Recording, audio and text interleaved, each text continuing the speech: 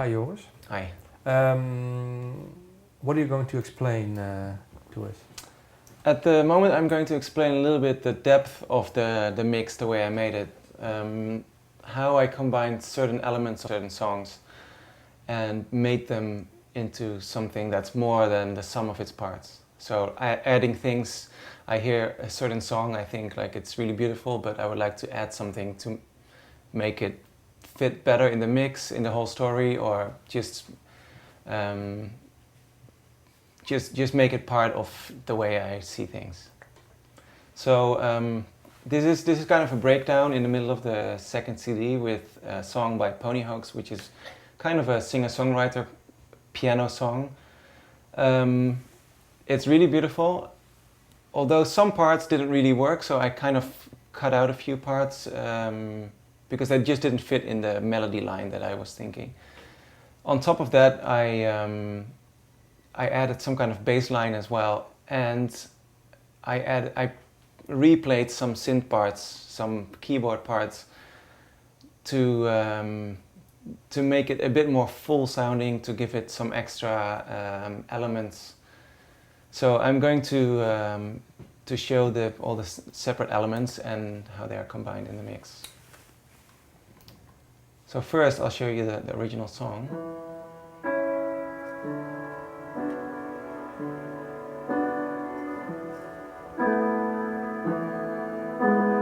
Faces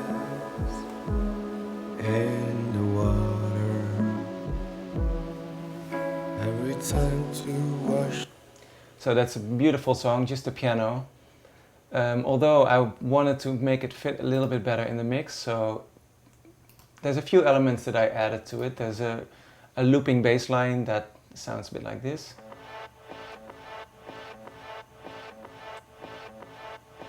It's hardly anything, but that's the thing. Like you have to give the balance between all the elements to make it sound good. So this element is not very prominent, but it's there and it does its work. So here we go. This is the bass line.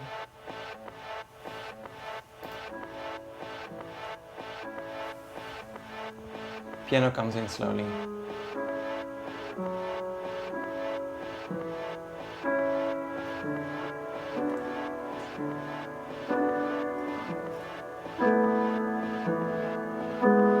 Faces.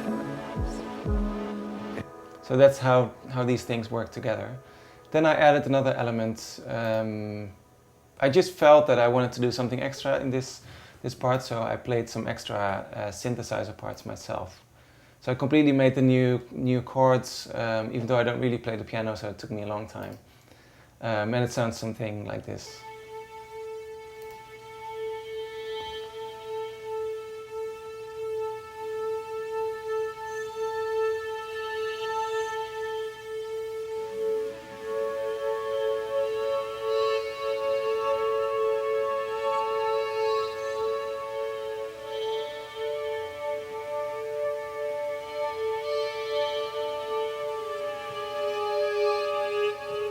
So back to the piano.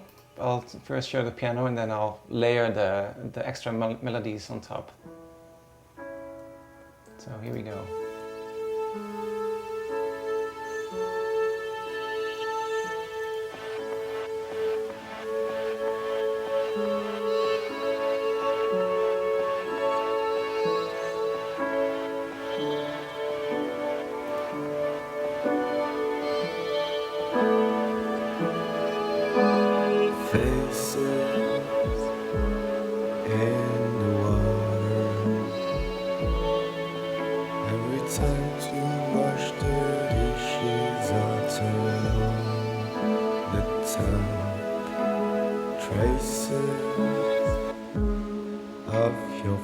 So this is how it sounds without the extra parts. This is how it sounds with.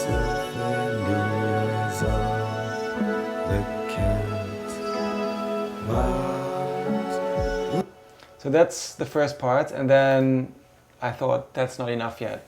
Let's make it even more than that. And I took a part of a remix that I did last year from a Robert Babbage track called Dark Flower.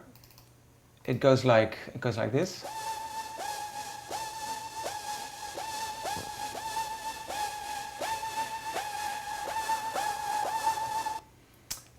If you combine that with the extra melodies that I have, it goes like this.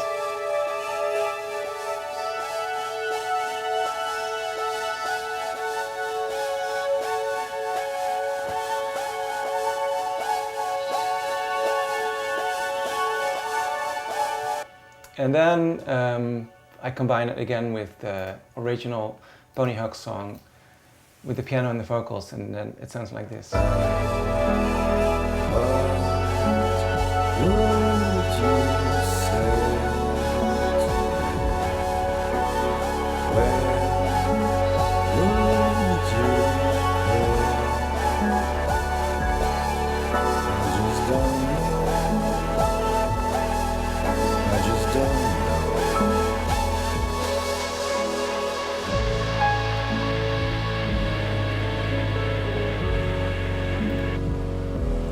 This is the piano again.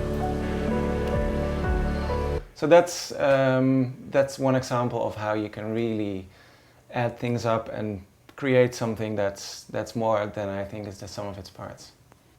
And another one, which is basically straight after this, is one of my favorite songs of the CD.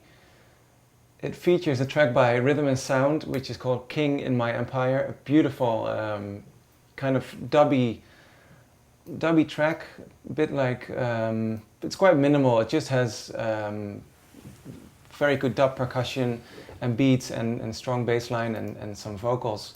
And what I did is I added some extra elements from a left field track, and I added some extra elements of a track by an artist called Mark Romboy with some saxophone solo. So I'll show you how these things are combined together.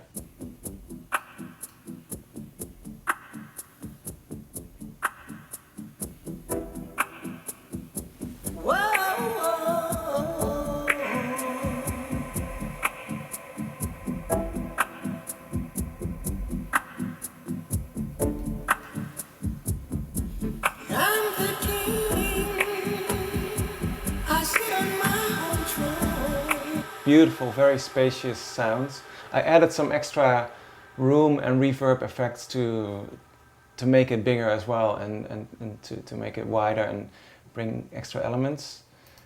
An extra part comes from a very nice left field track, also kind of dubby. So it really fits very well with the original Rhythm and Sound song. And then if we add the rhythm and sound again, it goes like this.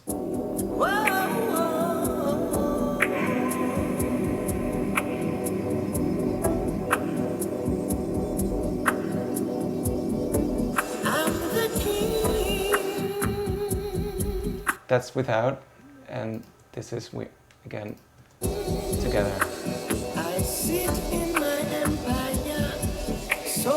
So in that way you can really hear how the melodic pads of one track really fit and complements the more minimalist approach of another track. And then if we have that going, then I wanted to do an extra element. I was looking for something, and I bumped into this saxophone solo by Mark Romboy, and I'll show you how that fits in the mix.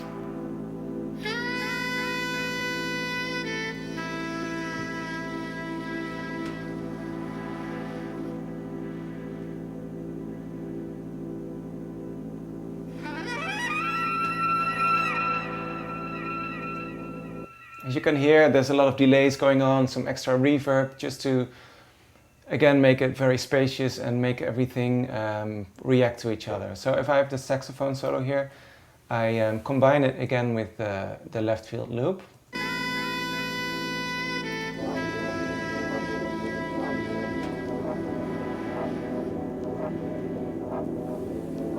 And then if we combine it together with the beats again, then this is what you hear.